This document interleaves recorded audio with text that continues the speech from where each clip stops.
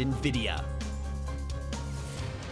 Game number 2 about to begin here in a second between MVP Black, currently leading 1-0 against Team Freedom. And I think, you know, our commentators stated it very well there, that if there was any time to really start saying, maybe we should pick a map and maybe we should figure out some of our pocket strategies, it's absolutely now for Team Freedom. I mean, what screams to mind for me would be Tales of Doom. Tales of Doom is a map that they find a lot of success on. You've got the idea of a Lucio, the Abathur. Abathur, typically speaking, is banned away by MVP Black. They don't want to deal with that global pressure, but this is a hero that does allow you to, in some degree, win that solo matchup. We talk about Cure and Rich, their interaction together. If you've got that Abathur hat there, suddenly that's a matchup where you say, look, Rich, you're not going to have all the time in the world to exert that 1v1 flair that you are so famous for, I suppose. And a name that always comes up, of course, is someone like Rich, who we can take a look at in a bit more closer detail, kind of under the microscope, as it were. And let's be honest, a lot of people tout him as the best player in the world, one of the best players in the world. He came back to MVP Black, and so far they've been on an absolute tear with Rich on their side. Yeah, some people might say he was the best player in the world even when he was retired. Nothing was more exciting for me than when we had a chance to talk to him at Eastern Clash number 2. And I asked him, I said, when was the time that you decided I'm coming back? He said, it was around April, but when I saw my team lose to L5, now Ballistics, he's like, that's when I knew. Like, I had to come back, and he has come back in dominant fashion. Yeah, he definitely has. On the Ragnaros in that previous game, not exactly the most common hero nowadays, but an extremely strong performance, Grubby, that, again, we mentioned, they just have to be bulletproof, it feels like, against some of these teams like Team Freedom. Yeah, and this is what MVP Black essentially was. A big reason that Ragnaros performed poorly in the last half year or so is because they get greedy. They're winning their lane, they're pushing out deep, trying to get some little value, and they would get ganked, and they would get taken down by aggressive rotations. Now what I think we are seeing is the evolution of the old 4-1 split. 4 heroes mid-top, 1 bottom. That's not true anymore. MVP Black here, putting 2 members in the bottom lane, really are taking care of that fragility of that deep pushing Ragnaros, and they're really helping it to win rate. Let's head over to see which battleground we are going to be on now. We're expecting a Team Freedom choice, perhaps, as they take us to Braxis Holdown. There's not too much surprise here. I mean, me and Jay just look at each other and go, yeah, we know this is coming, right? Warhead Junction, it's off the map. That is an NA special. Braxis Holdown also an American special, right? So if this is their time to try and bust out that Xayah, bust out the Morales, go for that push. I was looking at you guys too, but you didn't see me. Left out. we'll look back at you now. No, but if you actually go back, historically, Korea and teams, they generally ban this out. They're like, we want nothing to do with it. It is particularly interesting because you generally do see a 1-4 split, a little bit more traditional. You might see some tricks here. We'll see if that skirmish does go in favor of Team Freedom. Let's get into it then. The draft begins for game number 2 here. Currently, MVP Black leads 1-0. Team Freedom has to win this to keep their hopes alive at BlizzCon. Braxis Holdout, the least played map alongside Warhead Junction. Is there a blessing in the result here coming up for Team Freedom? And one thing I would like to see Team Freedom do is either to draft heroes that are more multi-dimensional or more one-dimensional. Now that may seem like a contradiction, but they either got to go for something very cheesy, or let's say not cheesy, but very targeted. Really follow up with a plan and just do it. You're down 0-1 against MVP Black, arguably the #1 favorite of the tournament. I couldn't agree with you more. You've got to stick to your plan, stick to your guns. If you're going to do it, then go, by all means, go out with a bang if you have to. I mean, go out, grab yourself a Kerrigan like Tempo and surprise some people, right? Just fully commit, whatever it is, just fully commit. And we'll see what Team Freedom does. And the interesting thing here is we see 2 supports banned out. Ariel's been a high priority for Freedom, although they're taking it off the board. Yeah, and that then begs the question, are they going to go for that Tesla early adaptation? No, they're not. Wow, ETC and Genji going to come off straight away. It does spring to mind. Brightwing has been really that pairing as that support choice for the Genji. You jump on him with the Swift Strike, you've got the Emerald Wind to follow things up, you split the team apart. Probably not the map for it, but MVP Black, you can just see the sheer confidence. They lock in that Malfurion and the Gul'dan. No hesitation whatsoever. That Gul'dan being high, not that common in the tournament so far, but on Braxis it has strength. Yes, Gul'dan has barely been picked so far in this tournament. Mages have been picked far less. Li Ming pretty much gets picked together with Ana, is the trend that we've seen at this tournament. For the rest, with that Muradin first pick, MVP Black is continuing to draft some of the highest win rate heroes of this tournament. Who are doing the best here? Dahaka, Muradin, and Rhaegar. And this kind of standard out of MVP Black, it can mean one of 2 things. Either MVP Black doesn't respect Team Freedom enough to show their pocket strategies, or maybe they have the confidence against any team to repeat the same high win rate heroes over and over until it doesn't work anymore. And you know what I really enjoyed about what we saw from that initial draft phase there was that MVP Black instantly go for that wave clear. They go for the Gul'dan, they go for the Malfurion, and saying, look, if this is what NA want to do, they want to go for that pushing style of strat, we're going to have ample ways of clearing this out. So yes, you have gone for the ETC, yes, you've gone for the Genji, you're looking for that all-in kill comp like an early game last time, but we don't know what's going to come around that corner. Tass is still available. Zarya's still available. You've got some ideas to flare it up. I really want to see what MVP Black brings to it, because you have sustained damage in Gul'dan, which is unlike any other on this map. You have Muradin, who now with heavy impact at level 7, oh, by the way, you know exactly where they're going to be, so he's going to get a lot of value. We always used to kind of see the old Stormbolt into roots. Now you've got heavy impact into roots far earlier, so your kill potential is going to be there. Gul'dan doesn't necessarily have the burst damage, but he does put out enough to kind of go, but I really feel like maybe that Sake hero will kind of come in that backside and allow the kill potential to be much higher. It feels to me not dissimilar to our Ragnaros pick from our previous game of even if they did manage to wrangle away some of those points where you need to control for the Zerg wave to then be strong for you, you have something that's a safety net to be able to clear that very fast and then play the map the normal way you should, or you feel you should, as the stronger team. Is that fair to say? Very much so. You see a pick like ETC coming in early, and Genji, who can rotate between top and bottom quickly. But Genji is not a true hero until he gets a few notches on his belt. He needs to get a few kills in order to really get his maximum value. So when you go up against ETC Genji, and if you are a team like MVP Black, who is very good at the core fundamentals, you want to try and have something that's excellent at defense, and Gul'dan is. I just heard the Braxis holdout ping there, as we'll be getting back into this draft in just a few moments' time as we get things going. Something that you mentioned was the Brightwing that could potentially come with the Genji, but is Lucio still a potential here? Do we see, because Collusion for me, as you guys pointed out, in the bracket stage, in the group stage even I should say, that looked like a linchpin for Team Freedom. The argument I'd make for the Lucio would be the fact that there's a lot of self-sustain so far from those 3 initial picks. You've got Muradin with the 3rd wind, if he goes for that talent route, 2nd wind otherwise. You've got the Malfurion with the sustain, with the regrowth, the Twilight Dream to interrupt things. You've got the Innovate as well. Same can then apply to Gul'dan. He's going to be looking for that pocket heals, drain heal on demand if need be. Well, back into the draft, we can see how they're going to go for. But the one thing I want to really highlight is that Team Freedom, knowing that they're going to go up against this Gul'dan, knowing they're going to go up against a lot of CC, ETC is very susceptible to CC. If he overcommits, if he thinks he's the one making the play, he could get severely punished. And let's talk about something else. If Brightwing comes out, it's what we call the Brightwing bomb, right? Yep. Teleport to Genji as he dives in to do an Emerald Wind that displaces the entire team of MVP Black. If Malfurion or Gul'dan are on point and they aim their Area of Effect Silence Heroic on that location, they're going to completely sabotage that attempt before it can even truly begin. That's the biggest thing, is that I was talking to some players this week, and I was told by one player, Gul'dan, or Reset in particular, is the single best player at putting the perfect Horrifies down to isolate a hero. And if you ever watch MVP Black play, they will all in on one hero, and that's the biggest thing. Once you get that one pick, the game is far easier. So if we get those isolations and interrupt that just like you talked about, it could be a very, very tough engage for Freedom. If I'm looking at where Team Freedom go with this one, I actually really like the bans. The Brightwing doesn't feel as attractive on Team Freedom's side, but would definitely be, as you were mentioning before, the J-Hal, favorable for MVP Black. Muradin jumps in, splits the team apart, which they are trying to collapse as one unit. The only reason I probably prefer the Vala over the Greymane is the fact that Greymane needs to jump into that backline. He needs to find those kills, overexert himself. So much CC to meet him at the door.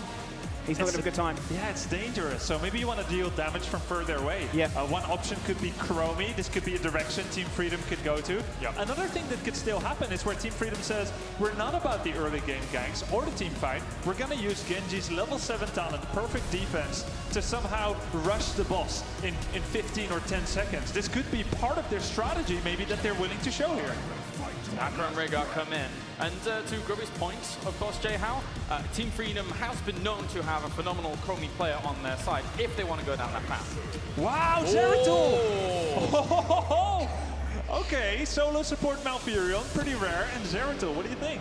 The thing that I think about this now is that by committing to the Rhaegar, it's impossible to go into Uther, and this last one has to be damaged. So the Dragon Blade Genji with the Uther is an improbable thing, and it's impossible to run with this composition. So Zeratul is just going to have free reign, get that auto attack, get that Vorpal onto Genji. Going to have a very, very scary player on top of it. I mean, surely they're anticipating a mage being behind this, and we've seen Zeratools in the past on this map, a la something like Fnatic, be very powerful about the rotations on this map. Yeah, Genji and Zeratul will be the rotation kings here. Whoever can do that better is going to gain their team an edge. But, you know, Chromie isn't out of the equation yet, going up against Zeratul. If you place a time trap at your own feet, you can stop Zeratul before he gets that combo off. It's still an option.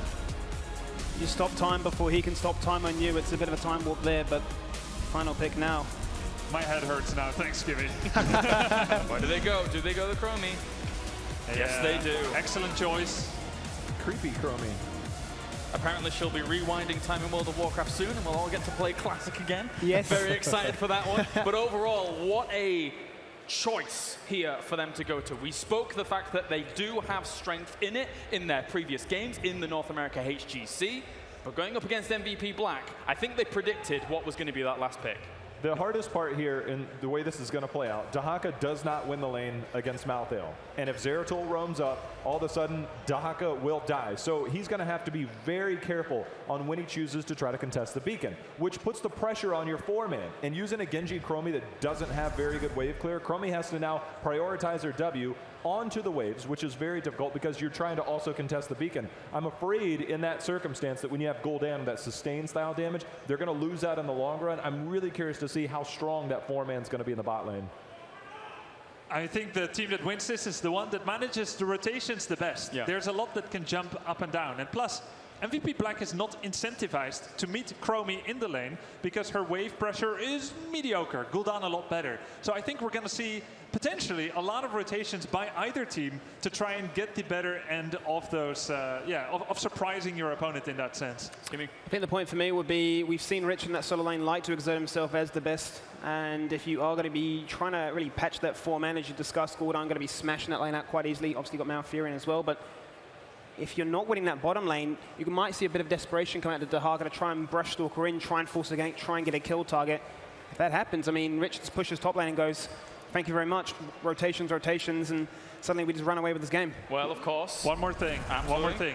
No cleanse on the side of MVP Black. Temporal loop on Chromie could set things up for an absolute easy kill. Even though shifting sands is normally the most common thing, they might look to exploit that. Either one works now. Right. Yeah. All right, well, thank you very much, gentlemen. As you guys have been voting, continue to vote who you think is going to be winning in chat with either MVP Black or Team Freedom. At the moment, MVP Black is 1-0 up against the North American team here, moving into game number 2. Let's head over to the commentary team to find out how it all goes down.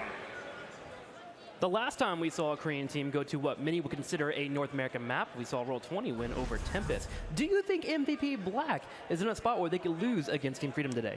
I know that Team Freedom wanted to play this map. That was one of the concerns that they had, what is going to be banned by MVP, so they practiced the typical North American maps. They practiced Warhead, they practiced Braxis. But They were actually hoping that Black would ban out Warhead and that they get a chance to play on Braxis if at any point they lose. So they are confident here.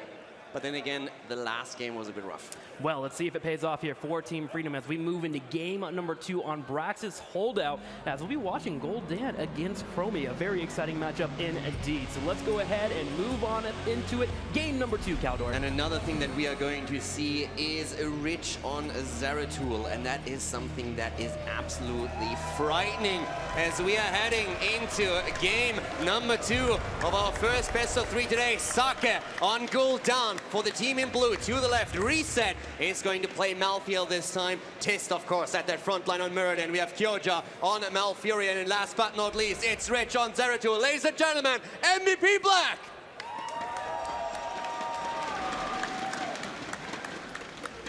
On the right side, in the red, leading the pack here, it'll be Collusion on Rhaegar. Zugrug playing the ETC. Cure playing Dahaka. Gonna follow up with Dansky playing the Genji. And last but not least, Nazmus playing Chromie. It's Team Freedom!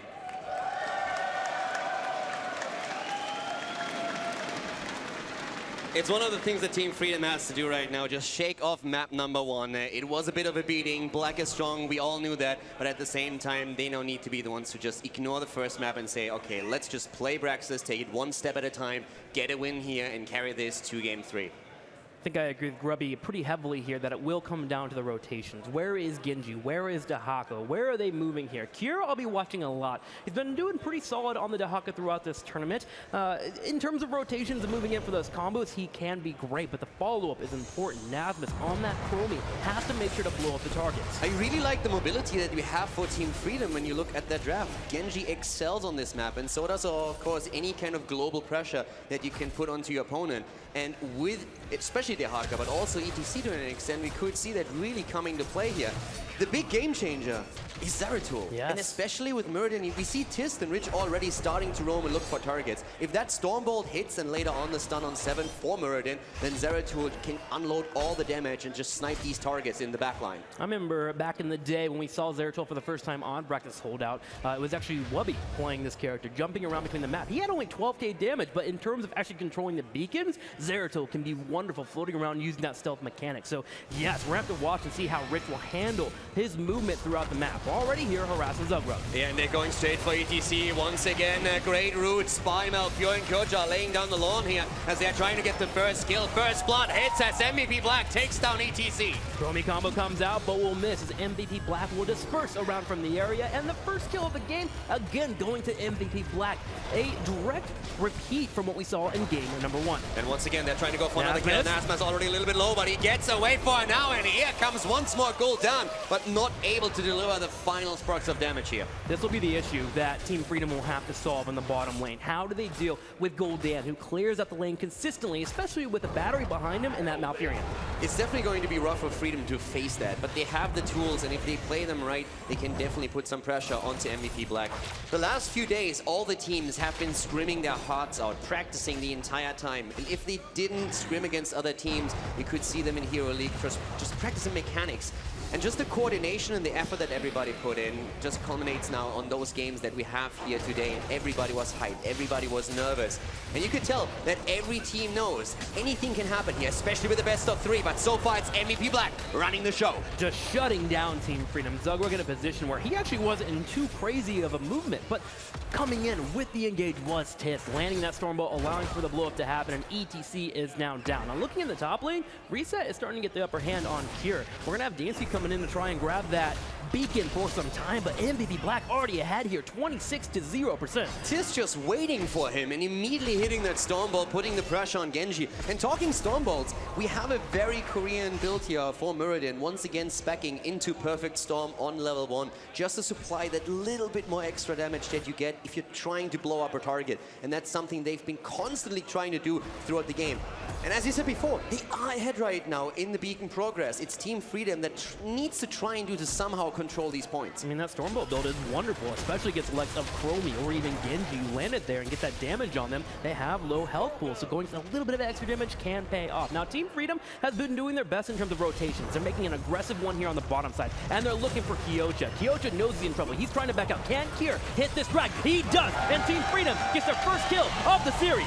Team Freedom, they get the kill, but it's again ETC who's in trouble, trying to move away here. Gul'dan wants the kill, but the heals is in as Illusion saves his tank. Illusion helping out, but look in the top lane. That trade comes at a cost. We have Malthael constantly pushing in here. Another combo coming out, not going to quite connect, but in the top lane, Malthael pushing as aggressively as he can. Luckily for Team Freedom, Kira is able to get up here just in time to grab that experience, so a good trade for them. And you know, even Zeratul in a bit of trouble at the bot lane as all of a sudden Chromie comes in with the Bronze Talons and just delivers all that damage. But the fight is not stopping again. Chromie under a bit of pressure, but great moves by Nazmas as they are trying to put the pressure on to Rich in particular, but they're going for Tist first here. Muradin in trouble. Dansky on the other hand with a quick deflect. He dies, he goes down, and Rich survives. Rich getting the trade there, going straight to the top lane as well, wants to help out with Malthael, trying to make sure that they grab all the beacon progress, and it looks like they may just be able to do so if they can grab the bottom side.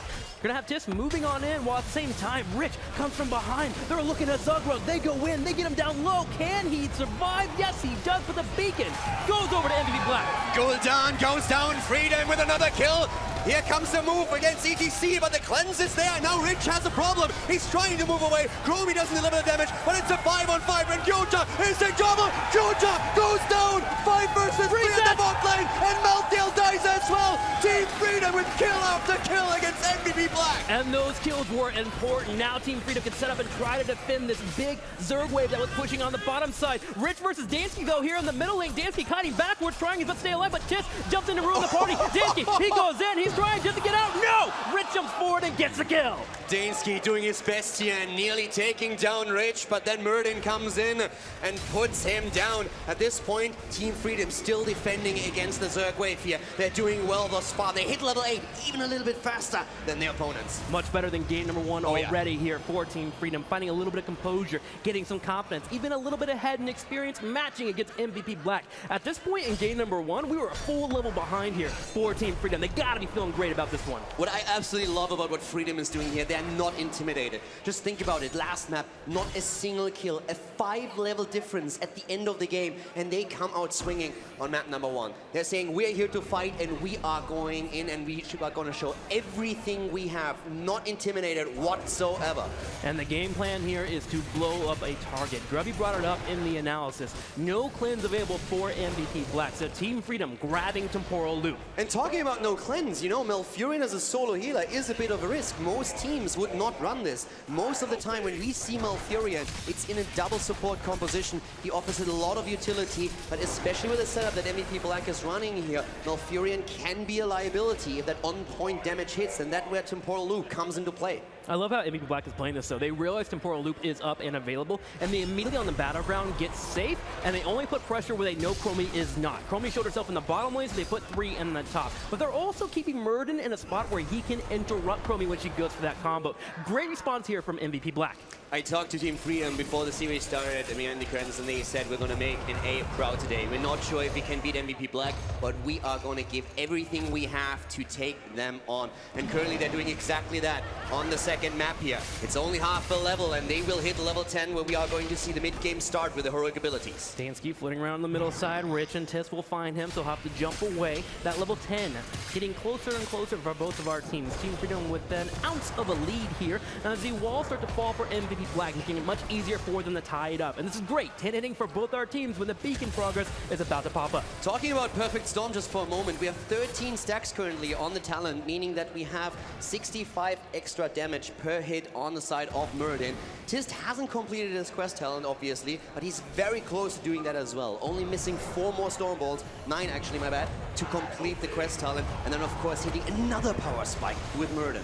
Going to be very helpful. Also looking at Team Freedom, Isolation has been chosen for Cure. A wonderful ability against Malthael. If he goes in for the engage, get the Isolation before he puts his Tormented Souls. Or even Malfurion, making sure to land it before Twilight Dream does connect. ETC in the middle, once again getting caught here, being able to get that resistance up. Great follow-ups on the other hand by MVP Black here. Here comes the Temporal Loop. They're trying to get the kill, but they don't miss the time perfectly. There's the Mosh Pit that doesn't hit, gets interrupted as well. Dansky in trouble. The Ancestral comes through, but Cure is completely split from the rest of the team, and he is not going to survive this one. Tist is going to hold a final Stormball just in case, and there's the final damage. Cure is going to fall, and that's a double kill for MVP Black. Uncharacteristic there for Team Freedom. Usually when it comes to execution, it's one of the things that they do well when you're looking at their check marks. But they did not get the actual timing down. They were trying to set up the Dansky diving forward with Genji to get the damage, and of course, the Mosh Pit. Yeah, Dansky missed here. The Mosh Pit was not as good as we would like here in that situation for them. They actually talked a lot about how they feel teamfight is really where they excel. It's that tool that they want to bring to this game to show MVP Black that they can trade in these fights. And so far, that hasn't quite happened. Black immediately capitalized on the mistakes and got the double kill, but Freedom is still very much in the run here. We have MVP Black with a massive lead when it comes to beacon progress, but looking at experience, they're still very close, and more importantly, we're on the same talent level. Bit behind, though, in beacon progress, but another thing that Team Freedom has available for them, remember, always the boss cheese that can occur as well with that Genji. So there are tools here for Team Freedom, but it's starting to look a little bleak here, as MVP Black is definitely getting some momentum. They take the 4 on the bottom side, and they're controlling the top. Another combo missing there from Dansky. Another combo missed, and Freedom has suffered a lot on the last double kill against them. Right now, they're of course aiming for a bit of control through the beacons, but Black is happy to just trade evenly here and go for level 13. And once they hit that power spike, they will try and push the agenda. Yeah, they have no reason to force this beacon progress. First off, they're already ahead, and second off, they have wonderful wave clear between Malthael and Gul'dan. On the bottom side, though, Kira's in trouble, and he gets destroyed there. The Fellblade comes in. Kyo actually did really, really well here trying to to escape, but he's not able to do it. Rich, on the other hand, might get out here, but that was a great shot on the side of Chromie. Not enough damage, though, to take Zeratul down, but it got very close. That's right, Rich there playing with sand as Navis comes in with the combo, getting a shot there. At the same time, though, Reset coming on the back right. They're looking for a fight. Tormented Souls will be popped. Dansky can jump away. Zugray trying to come on in, but Collusion, not so lucky. He's going to get picked off on the bottom side. He throws the Ancestral out just before he goes down. Stagger Death's now coming in. Nazmas is falling. They go for ETC. He's trying to move away. They're dragging him away from the tank. You are saving Zogrog for now, delivering some extra damage against Zeratul, but MVP Black, they have the 2-level lead, they have the talent advantage, and they have the Zerg Wave. And they're pushing in a lane that Zerg Wave is not even in. The Zerg Wave is in the top lane. They're taking this Hellbat and Wave push, and they're pushing the bottom keep wall and opening it up here against Team Freedom. Now with Team Freedom spawning, they're going to go ahead and rotate towards the top side, but MVP Black with a full talent lead and the map opening up are looking great. And we talked about how especially Malfurion can be vulnerable. Now he has Ice Block, so that's another great tool that he can use once he's in trouble. Gives his team a bit of time to really help out and come to his assistance. Freedom still trying to defend here up at the top, but Black is now pushing in with that talent advantage we've been talking about earlier. And in an ideal world for the Korean team, they would get the keep here. Now with Malfurion off the table as a temporal loop combo because of that Ice Block, there are still 3 juicy targets that Team Freedom can go for. Malthael, Zeratul, and Gul'dan, but they have to execute on the combo that they have failed to do twice in a row. For now, they have to clear the top lane, and this is where their composition hurts. Zeratul going up against the Haka at the bot lane. As we see the defense up here at the top, ETC in trouble. The cleanse comes in. Reset wants the kill, doesn't get it. Now but here comes Tist. Oh, they're going to miss out there with Chromie getting hit there with the Horrify. She could not follow up the combo. MVP Black identifying the weakness of Team Freedom. They continue to push on in, and Navis will be able to get away, but already 2 targets are down here for Team Freedom. Will they push in and start going for core? ETC dove in deep. He wanted the triple mosh pit, but he didn't get it. He got blown up within an instant. MVP Black, they have taken the keep down and pushed even further, thinking for a second about taking the core. And Rich, in the meantime, takes down Q at the bottom of the map, barely surviving.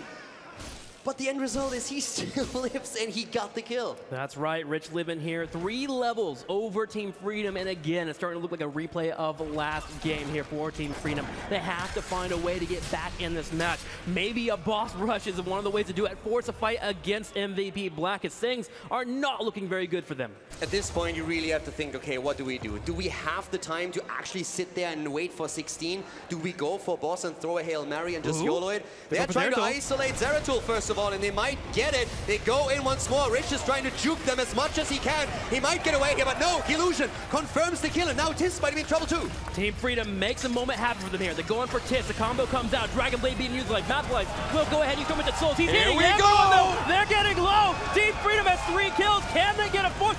Sake! He will fall. Kyoto, the only one to leave, but they don't care about him. Let's go to boss. All of a sudden, Team Freedom is back. They get the kill against Rich as he's isolated on the map, and MVP Black makes the mistake. They go in and they lose another 3 members. Now boss is being taken here. Team Freedom is trying to come back into this. And here we go, a replay. The combo comes in, the Dragon Blade hitting 2 members. It looks scary for Team Freedom, but the Ancestor healing connected, and Zogwag was able to power slide forward. Dansky get the kill, and that's when they moved forward to grab the boss. And now the comeback is available for Team Freedom. They are 1.5 levels behind, but they're only 1 level away from level 16. They have a fighting chance. It's 12 kills against 8 in this game. It's all about the rotations here once again. And Freedom, we talked about it earlier. They're relying heavily on these rotations, on the Haka, on Genji, on ETC, just the mobility on the map, and something they're going to use here. And especially with ETC now also completing Brock Rock, it's another power spike for them and gives them a little bit more sustainability during the team fights. Black is being very careful here. They want to wait for all 5 members to pop up. Finally, with Tish showing up, they're going to be able to kill off the boss. And talking about being careful, it's actually Team Freedom who immediately moves back. They leave the boss going for the fort. They're not even forcing the issue because they say, guys, let's not fight. Wait for 16. Play this safe. Don't go in too eagerly and then fall. We have a chance here to come back. Let's use it. Good control there from Team Freedom, doing 1 risk and then realizing when they have to pull themselves back in the game and stay grounded. Now, the beacon phase starts for both of our teams, and we're going to have Team Freedom controlling the top side here. It's 1-for-1 on the beacons. MVP Black is sharking around as they want to fight. And the top keep has, of course, fallen, so Freedom needs to be careful, but they have the globals, they have the mobility. They can send heroes top, but they have to always be careful of Zeratul. The fight starting down at the bot lane. Once again, Zeratul taking over the beacon up at the top, and Black therefore also very hesitant to take the fight since they need Zeratul to join with them. Yeah, Team Freedom, they had an instance where they could have forced a fight, and you saw Nephis looking for a squishy, but the moment that Zeratul continued to disappear, they went ahead and pulled away. Tis does take some damage here. Reset gets on the back line. They turn around with the isolation, but ETC has fallen. ETC is down, and here comes the Void play once again. They're going in, the silence hit the isolation, but it's Freedom who's low. Freedom about to lose Chromie here, and that's not the only hero that goes down. Genji dies as well, and we have two heroes trying to defend the core as MVP Black starts moving straight for a 2-0 victory. With 5 heroes and a couple of catapults, they run straight for the core. Can they make it a 2-0 against Team Freedom? It's looking like it as Collusion is wanting to slow down that back line, but with many seconds available here for Team Freedom, 10, 20 for the Genji and the Chromie, the defense looks like it's not going to be available. Collusion doing his best here to 1v1 Kyocha, but the rest of the members for MVP Black are on the core, and it's dropping. MVP Black is going for the Team Freedom. Is losing game number 2 as the Korean team takes the series with a 2-0 victory and moves on to the semifinal.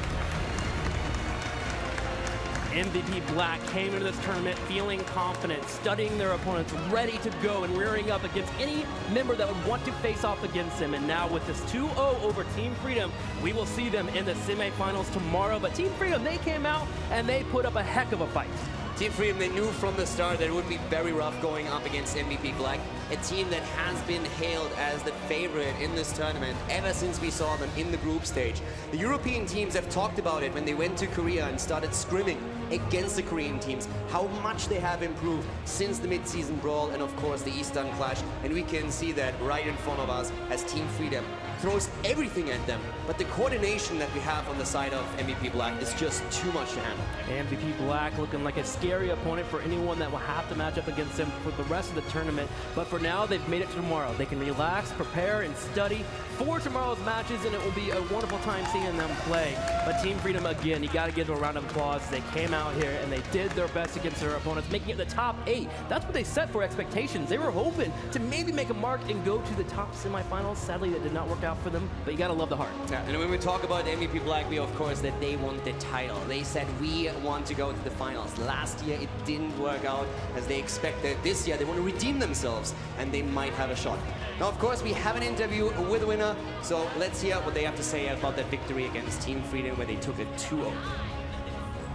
Thank you so much, Caldor. That's right, I'm here with the captain of MVP Black, Sake. Congratulations on a dominant performance here on the BlizzCon stage. You must be feeling very confident. I want to ask you, what is the difference in your team's mentality now that you're at the Global Finals than it was in the mid-season? You seem so much stronger, both in your play and in your mental game. What is making the difference for you? 먼저 우승 축하드립니다. 그리고 지금 현재 블리즈컨 스테이지에서 게임을 하고 계시는데요.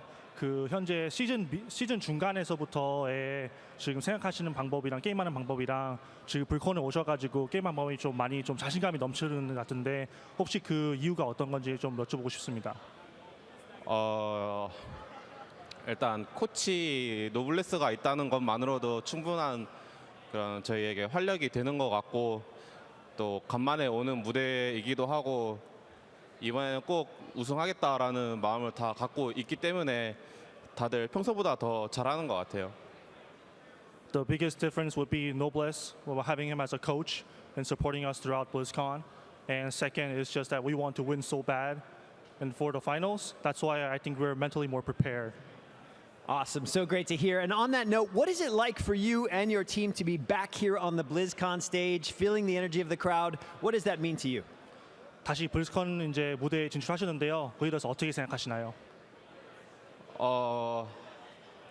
이렇게 많은 사람들 앞에서 게임 해보는 게 굉장히 오랜만인 것 같아요. 그래가지고 기분도 좋고 나름 또 작년에 저희가 졌거든요. 그래가지고 이번에는 꼭 우승하겠다라는 기분을 항상 갖고 있어요.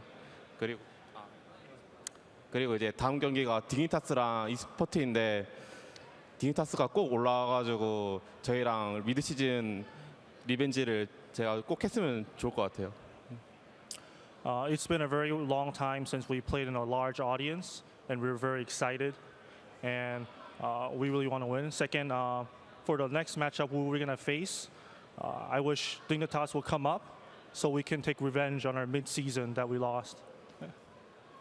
Awesome. Everyone loves a good revenge story. Well, Sake, I'll let you go get ready for that next match. And of course, I hope you get the revenge match as well. Congratulations on your victory. Good luck. All right, guys, that is Sake, captain of Team MVP Black. Let's head over to the desk and get a few more thoughts here from Kylaris and crew. That's right, dominant fashion here from MVP Black as they go 2-0 against Team Freedom. Pretty clean cut for the most part, although there were moments in that second game, Grubby, where Team Freedom did gather some momentum, I guess, against a not so common composition from MVP Black. Yeah, I mean, this was in a big way MVP Black Rich's show, Zeratul. Yeah. Also, Tist. TTSST, his anchoring, which is where you stand in a bush or you check a dangerous point of contention, and then you protect that area as your team's warrior. His anchoring was out of this world. But Team Freedom, they came swinging from a surprise corner a few times here, and we shall remember those moments. Even though Team Freedom lost here, they had a few really cool moments.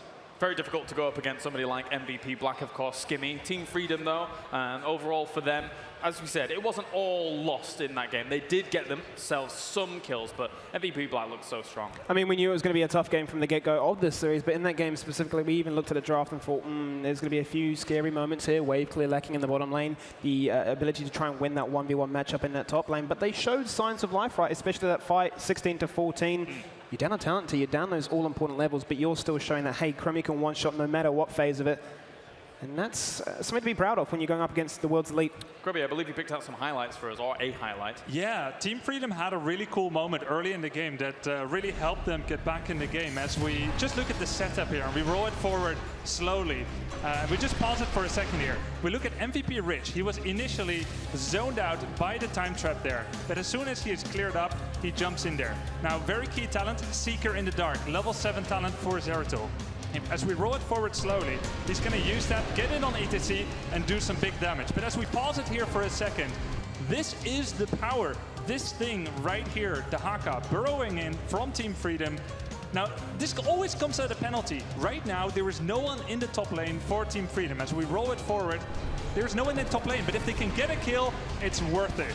Now, Rhaegar and Cure will get that kill there together.